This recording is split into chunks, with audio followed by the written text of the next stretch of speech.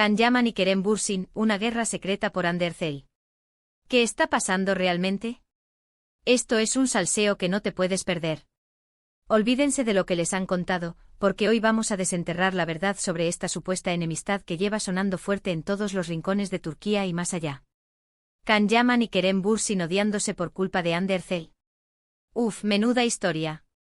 Para ser honestos, desde que Ande y Kerem hicieron esa pareja tan espectacular en Senkalkapm, todos empezamos a imaginar que algo pasaba.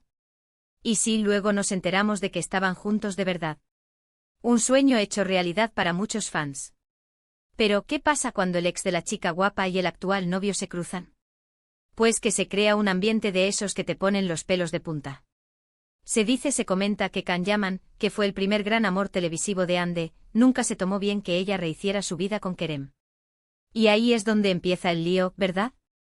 Mucha gente dice que Can ha estado lanzando indirectas, comentarios sutiles en entrevistas, en redes sociales, como si estuviera celoso o resentido. Y claro, cuando Kerem también ha hecho algún comentario un poco ácido, pues el fuego se aviva. Es como un capítulo de telenovela en la vida real. ¿Recuerdan esa vez que Can habló de relaciones tóxicas, y la gente pensó al tiro en Ande y Kerem? Puf.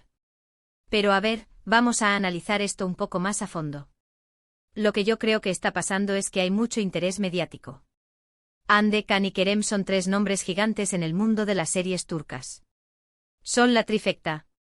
Y cuando hay una supuesta rivalidad, pues los titulares se venden solos, ¿no creen?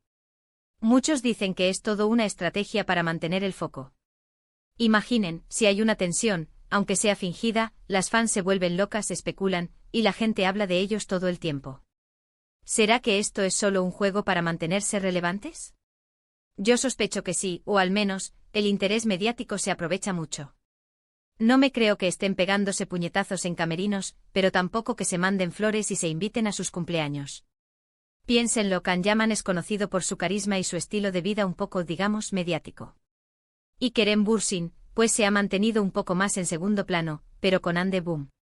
Se convirtieron en la pareja del año. Y claro, el que sale de la zona de confort siempre mira con lupa al que entra, ¿no? Lo que está claro es que la sombra de Undertale es larga.